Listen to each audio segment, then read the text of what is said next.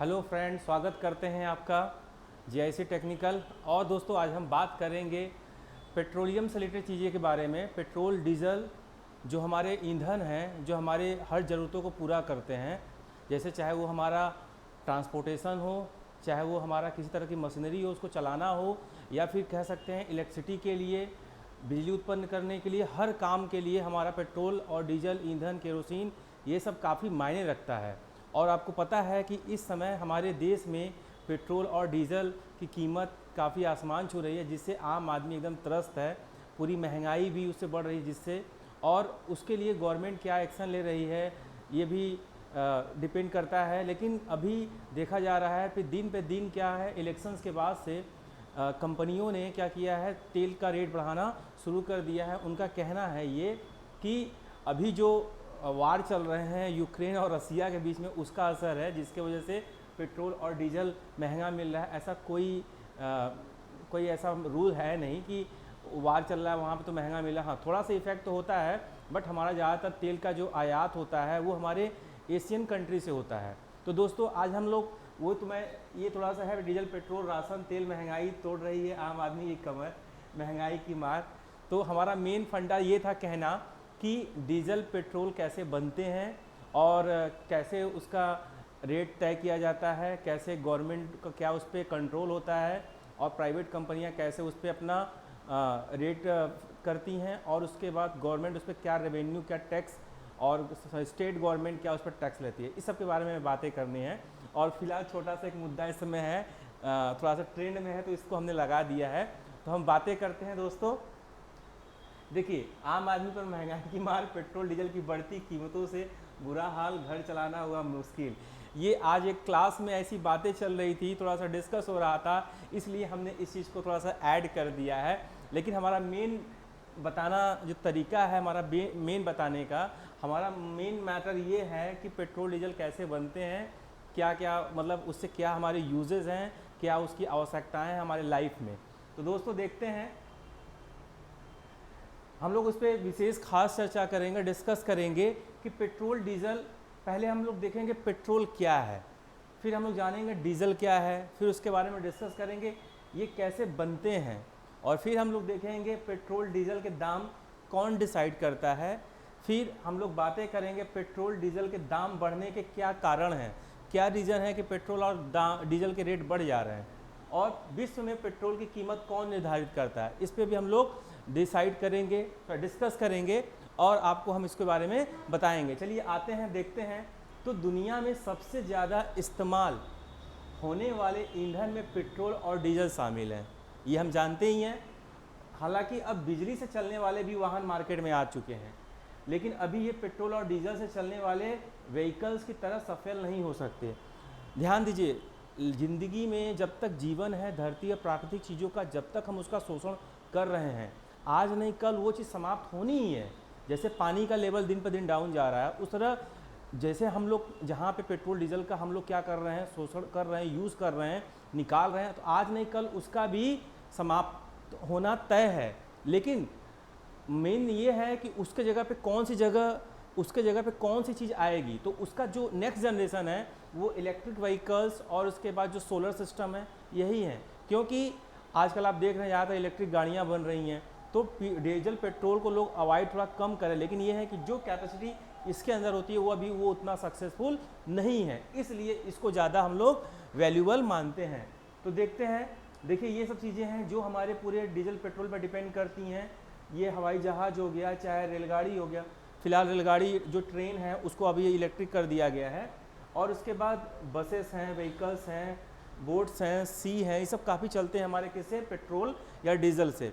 आगे देखते हैं पेट्रोल क्या होता है। तो ध्यान दीजिए, पेट्रोल एक पेट्रोलियम कच्चे तेल से प्राप्त किया जाता है, तरल मिश्रण होता है, तरल मतलब लिक्विड होता है, जिसका इस्तेमाल अंतर्दहन इंजन में ईंधन के तौर पर किया जाता है। मतलब उसके अंदर ईंधन के मशीन के अंदर ईंधन के तौर पे किया जाता है। जैसे हमारे बॉडी है, फूड हमारे अंदर के लिए यूज़ होता है, उसी तरह वो पेट्रोल का भी काम होता है। ऑयल रिफाइनिंग से प्रोसेसिंग के बाद औसतन 160 लीटर एक बैरल में 160 लीटर कच्चे तेल से लगभग 72 लीटर पेट्रोल प्राप्त किया जा सकता है। यह मात्रा कच्चे तेल के प्रकार और उसमें मौजूद दूसरे उत्पादन को अलग किए जाने पर निर्भर करती है और पेट्रोल की केमिकल स्थिरता और परफॉर्मेंस बढ़ाने और उसकी कन्वीनियंस को नियंत्रित करने और फ्यूल सिस्टम की सफाई रखने के लिए कुछ दूसरे केमिकल्स को भी इसमें डाला जाता है। तो ध्यान दीजिए, जब हम पेट्रोल को बनाते हैं, जब हम पेट्रोल बाहर से जब कोई चीज़ हम करते हैं तो हम पेट्रोल नहीं करते, हम क्या करते हैं, कच्चा माल जो कह सकते हैं कि हम पेट्रोलियम टाइप्स के पदार्थ होते हैं उसको हम क्या करते हैं, आयात करते हैं और फिर हम अपने यहाँ पे उसको क्या करते हैं, रिफाइनिंग करते हैं तो उसमें कई चीज़ें निकलती हैं, जैसे पेट्रोल निकलता है, सबसे हल्का गैस पेट्रोल ही कह सकते हैं, पेट्रोल निकलता है, डीजल निकलता है, केरोसिन निकलता है और भी कई चीज़ें निकलती हैं, उसके बारे में लोग डिस्कस करेंगे। आगे देखते हैं, पेट्रोल में ऑक्सीजन बढ़ाने वाले केमिकल्स भी डाले जाते हैं जिससे ज्वलनशील बढ़ती है, जैसे कि एथेनॉल, MTBE या ETB भी ईंधन के तौर पर किया जाता है। देखिए डीजल क्या होता है, डीजल भी एक तरह का लिक्विड है, लिक्विड ईंधन है जिसे विशेष रूप से डीजल इंजन में यूज़ किया जाता है।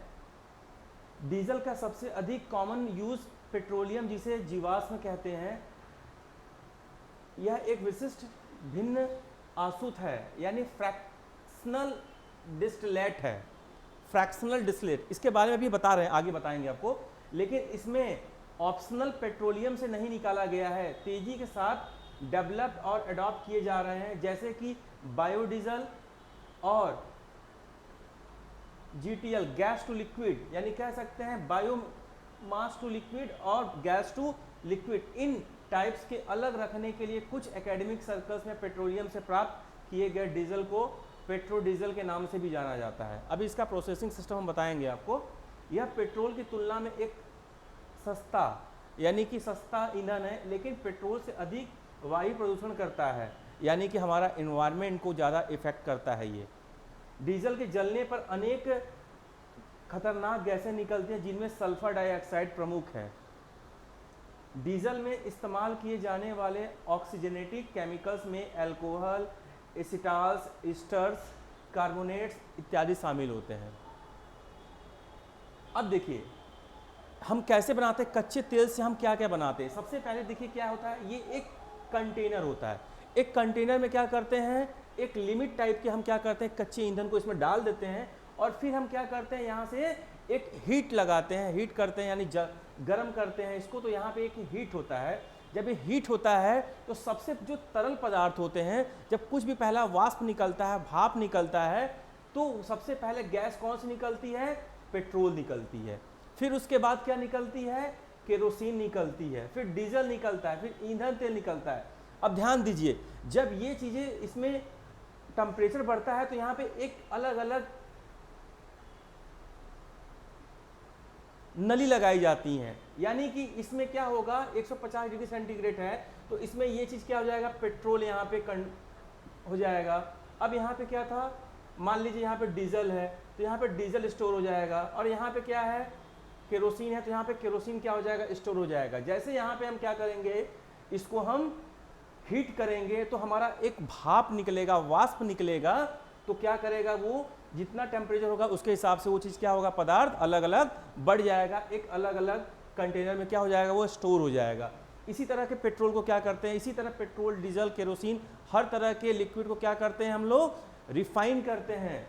तो देखिए पेट्रोल जब वाष्प 40 डिग्री सेल्सियस से 205 डिग्री सेल्सियस के बीच कंडेंस होते हैं तब पेट्रोल या गैसोलाइन निकलता है।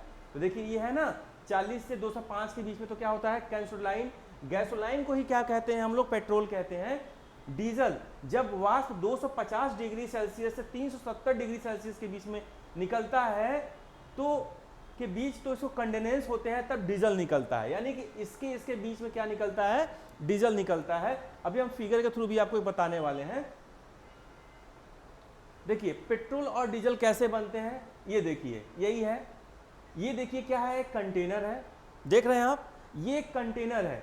इसमें क्या किया है हमने, क्रूड ऑयल आपने सुना है, कच्चा तेल हमने क्या लिया, बाहर से आयात किया, खरीदा, और मैंने इसको पूरा भर दिया इसमें।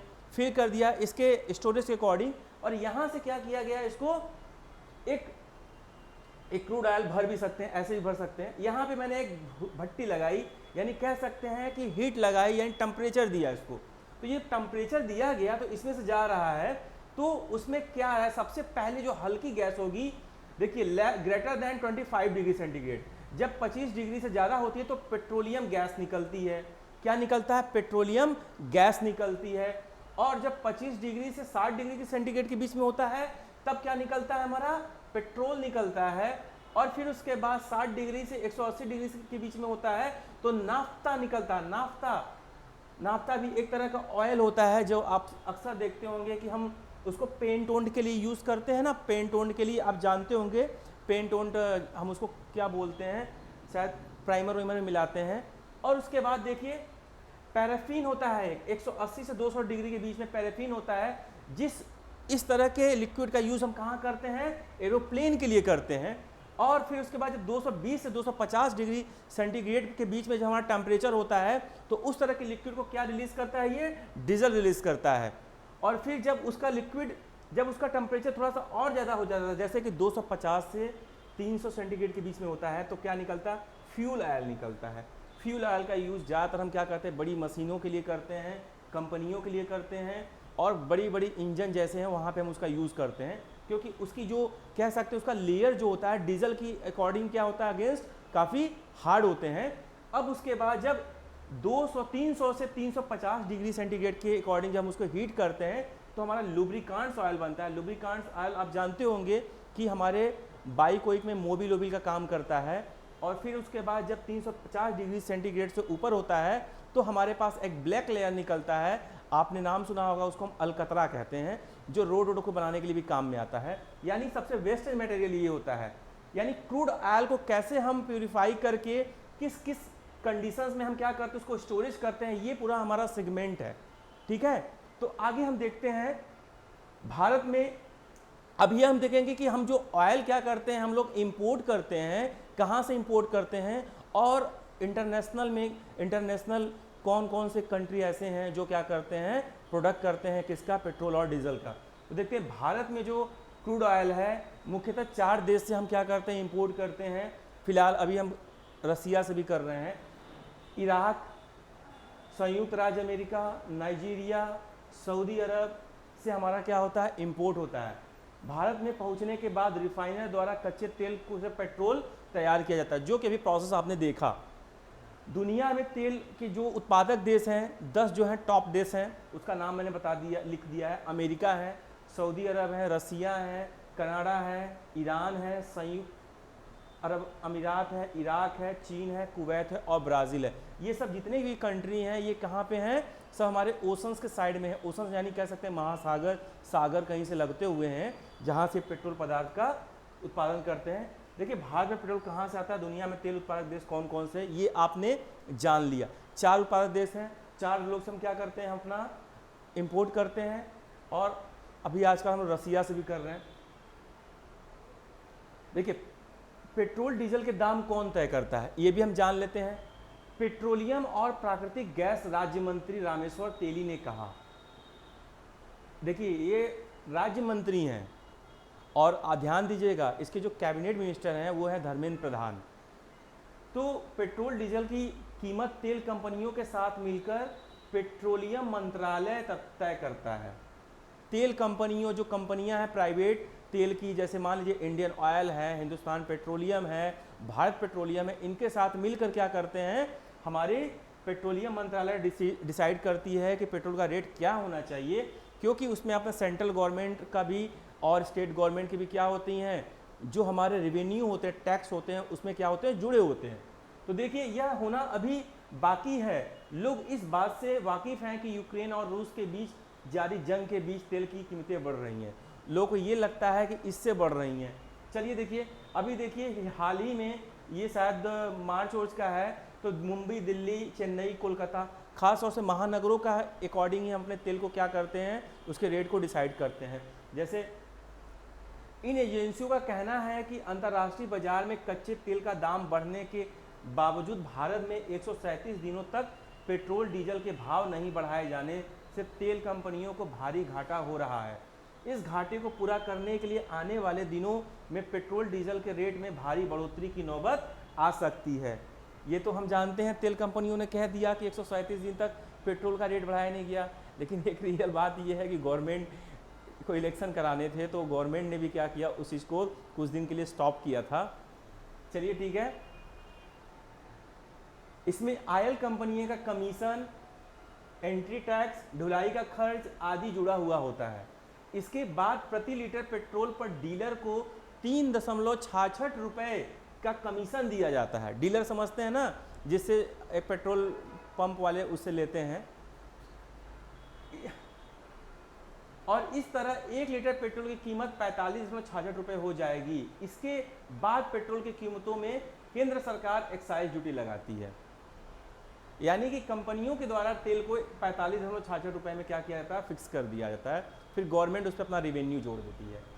केंद्र सरकार के लिए पेट्रोल डीजल कमाई का एक बड़ा जरिया है, क्योंकि गवर्नमेंट को सबसे ज़्यादा टैक्स उसी से मिलता है, और जब टैक्स मिलेंगे तभी हमारा कंट्री का डेवलपमेंट होगा, हर काम होगा। लेकिन एक लिमिट होना चाहिए, क्योंकि एक आम पब्लिक है, हमारा पूरा ट्रांसपोर्टेशन जो है वो डिपेंड करता है पूरी तरह हमारा किस पे, हमारे इकोनॉमी पे। अब ट्रांसपोर्टेशन अगर महंगा होगा तो जाहिर सी बात है हर चीज़ महंगी होगी। हर चीज़ महंगी हो जाए बात सही है, लेकिन जो खाद्य पदार्थ चीज़ें हैं, जो फूडिंग चीज़ें हैं, वो महंगी हो जा रही हैं। उससे क्या हो रहा है, जो मिडिल क्लास के नीचे के पर्सन है उसको काफ़ी प्रॉब्लम हो रही है। क्योंकि जब कोई चीज़ हम हमारी जो भी खाने वाली चीज़ें हैं या फिर हमारी यूज़ वाली चीज़ें हैं, जब उसका आयात होगा और उस ट्रांसपोर्टेशन चार्ज ज़्यादा लगेगा तो जाहिर सी बात है वो चीज़ भी महंगी होगी। तो उसमें टैक्स होना चाहिए, लेकिन एक लिमिट में होना चाहिए। अभी गवर्नमेंट ने भी इस पर डिसीजन ले रहा है। कई सालों से गवर्नमेंट का कहना है कि हम इसको जीएसटी के दायरे में लाएंगे, बट ये पॉसिबल नहीं हो रहा है। उनका कहना है कि जीएसटी परिषद जो है इसको अभी तक अलाउ नहीं कर रहा है। तो गवर्नमेंट अगर चाहे तो कुछ भी हो जाए। तो देखते हैं, भारत में तेल की कीमतें औपचारिक रूप से रेगुलेटेड नहीं है, यानी फिक्स नहीं है, कभी भी बढ़ सकती हैं, घट सकती हैं, यानी कि इन पर सरकार का सीधा नियंत्रण नहीं माना जाता है। सैद्धांतिक तौर पर कच्चे तेल के भाव बढ़ने पर कंपनियां पेट्रोल डीजल के भाव बढ़ा सकती हैं, लेकिन सरकारी कंपनियां होने की वजह से उनके फैसलों पर राजनीतिक नेतृत्व का दबाव और असर साफ नज़र आता है। बढ़ा देती हैं, लेकिन जो सरकारी कंपनियां हैं वो थोड़ा सा उन पर प्रेशर बनाती हैं, लेकिन फिर भी बढ़ ही जाता है रेट। देखिए, 1 लीटर कच्चे तेल की कीमत प्लस रिफाइनिंग मतलब उसको प्योरीफाई करना, ढुलाई, एंट्री टैक्स, ऑयल कंपनियों का कमीशन, डीलर का कमीशन, केंद्र सरकार की एक्साइज ड्यूटी, राज्य सरकार द्वारा लगाया गया वैट, ग्राहकों को 1 लीटर पेट्रोल की कीमत इतना चुकाना पड़ता है पूरा। भारत में पेट्रोल डीजल के दामों में बड़ा हिस्सा उन पर वसूले जाने वाले टैक्स का है, जिसमें 2014 के बाद कई गुना बढ़ोतरी की जा चुकी है। अगर सरकार चाहे तो टैक्स कम करके आम लोगों के साथ ही साथ पूरी इकोनॉमी को भी महंगे तेल के इन्फ्लेशन बढ़ाने वाले असर से कुछ राहत दे सकती है, अगर गवर्नमेंट चाहे तो। 1 रुपए की कीमतें भी करती हैं प्रभावित। ध्यान दीजिएगा, अंतर्राष्ट्रीय बाजार में 4 अक्टूबर को क्रूड ऑयल की कीमत 86.14 अमेरिकी डॉलर प्रति बैरल है। एक बैरल में 100, ये अभी 2021 की बात कर रहा है, 160 के लगभग लीटर होते हैं, 159 लीटर होते हैं एक बैरल में। 4 अक्टूबर को मुद्रा बाजार में एक अमेरिकी डॉलर की कीमत 7370 रुपये थी। ऐसे में 1 लीटर कच्चे तेल की कीमत 39.92 रुपये पड़ती है। भारत आने के बाद कच्चे तेल को रिफाइन किया जाता है। कच्चे तेल, देखिए हमारा रुपया जो है डॉलर की अपेक्षा काफ़ी नीचे है, फिर भी हमें 39 रुपये का पड़ रहा था, लगभग 40 रुपये का पड़ रहा था, जिसमें उसके बाद रिफाइनिंग, उसका ट्रांसपोर्टेशन का चार्ज और उसके बाद उसका कमीशन जोड़ के भी गवर्नमेंट लगभग कह सकते हैं कि 50% से ज़्यादा वो टैक्स लेती है। इसके बाद प्रति लीटर पेट्रोल पर डीलर को 3.66 रुपये का कमीशन दिया जाता है और इस तरह 1 लीटर पेट्रोल की कीमत 45.66 रुपये हो जाएगी। इसके बाद पेट्रोल की कीमतों में केंद्र सरकार और स्टेट गवर्नमेंट क्या करती है, अपना एक्साइज जोड़ती है। अब देखिए, आम आदमी पर महंगाई का दबाव बढ़ता जा रहा है। 137 दिनों की राहत के बाद तेल के दाम जो बढ़ना शुरू हुए तो अभी तक इस पर कोई लगाम नहीं लगा है। पिछले 10 दिनों में 9 बार पेट्रोल के डीजल के दाम बढ़े हैं और इन 9 बार में राजधानी दिल्ली में तेल 6 रुपये से अधिक महंगा हो चुका है। खास बात यह है कि हम जिस भाव पर तेल खरीदते हैं उसमें 46% तथा टैक्स होता है। मोदी सरकार में तेल पर टैक्स कई गुना बढ़ा है, ये वाजिब है। हालांकि केंद्रीय टैक्स एक्साइज ड्यूटी के अलावा राज्य भी इस पर वैट के रूप में टैक्स वसूलती है, जिसमें अलग अलग राज्यों में तेल के दाम में अंतर पड़ जाता है। देखिए, जहाँ पे अलग अलग सरकार है वहाँ पे लोग अपने अकॉर्डिंग क्या करते हैं, स्टेट गवर्नमेंट टैक्स को वहाँ पे लगाती है। टैक्स का कितना बोझ आपकी जेब पर पड़ता है इसे समझ सकते हैं कि दिल्ली में प्रति लीटर 4340 रुपये टैक्स चुकाना होता है, जिसमें 2790 रुपये एक्साइज ड्यूटी और 1550 रुपये वैट डीलर शामिल है। वही डीजल की बात किया जाए तो 21.80 रुपये और एक्साइज ड्यूटी लेके 1268 रुपये दिया जाता है। यह हिसाब लगभग 16 मार्च के तेल के भाव के हिसाब से है और 16 मार्च के बाद से रेट तो और बढ़ गए हैं, जिसमें रेट कम से कम कह सकते हैं 120 रुपये के लगभग हो चुका है। तो देखिए, ये हमारा दिल्ली का है। दिल्ली के इसमें क्या है, बेस प्राइस इतना है, फ्रीट ETC इतना है, एक्साइज ड्यूटी इतनी है हमारी, एक्साइज टैक्स इतना है, डीलर कमीशन इतना है, वैट इतना है डीलर कमीशन का, सेलिंग प्राइस दिल्ली में टोटल इतने रुपए हैं, अभी तो बढ़ गई है। मोदी सरकार में कितनी बढ़ी एक्साइज ड्यूटी, देखिए जब 2014 में केंद्र में पहली बार मोदी सरकार बनी तो उस समय पेट्रोल पर एक्साइज ड्यूटी 9.20 रुपये प्रति लीटर और डीजल पर 3.46 रुपये प्रति लीटर की। पिछले 8 वर्षों में डीजल पर ड्यूटी 531% यानी 1834 रुपये प्रति लीटर और पेट्रोल पर 230% यानी कि 200 गुना 1870 रुपये बढ़ी। तेल के भाव 8 वर्षों के दौरान लगातार एक ही रफ्तार से नहीं बढ़े, पिछले 2 वर्षों में इसमें अधिक तेज उछाल रही। 22 मार्च 2020 को दिल्ली में 1 लीटर पेट्रोल 59.59 रुपये और डीजल 62 रुपये का था, जबकि 31 मार्च 2022 को दिल्ली में 1 लीटर पेट्रोल पर 120 कह सकते हैं रुपये और डीजल 100 रुपये के लगभग अभी इस समय मिल रहा है। यानी कह सकते हैं कि लगभग 35 से 40 रुपये के बीच में रेट को बढ़ाया गया है। देखिए, इसमें राज्यों की क्या स्थिति है, राज्यों के बारे में भी जान लेते हैं। तेल की कीमत में केंद्र सरकार एक्साइज के रूप में टैक्स वसूलती है, तो राज्य सरकारें वैट और कुछ अन्य करों के जरिए अलग अलग राज्यों में पेट्रोल डीजल पर टैक्स वसूला जाता है। लक्षद्वीप में पेट्रोल डीजल पर कोई स्टेट टैक्स नहीं है क्योंकि वह केंद्र शासित प्रदेश है, जबकि अंडमान निकोबार द्वीप समूह में 1% स्टेट टैक्स वसूला जाता है। देश में पेट्रोल पर सबसे अधिक 35.20% वैट तेलंगाना में लगाया जाता है, सबसे ज़्यादा तेलंगाना में, और डीजल पर भी सबसे अधिक 27% लगाया जाता है। महाराष्ट्र, आंध्र प्रदेश, तेलंगाना, राजस्थान, मध्य प्रदेश, केरल, बिहार में पेट्रोल की रिटेल कीमत में करीब आधी रकम टैक्स की होती है। 3 राज्य महाराष्ट्र, आंध्र प्रदेश, तेलंगाना तो स्टेट टैक्स के केंद्रीय एक्साइज से भी अधिक हैं, यानी सेंट्रल गवर्नमेंट जितना लेती है उससे ज़्यादा ये लोग टैक्स वसूलते हैं। महाराष्ट्र और मुंबई, ठाणे, इस सब के 26% के अलावा 10.12 एडिशनल टैक्स वसूला जाता है।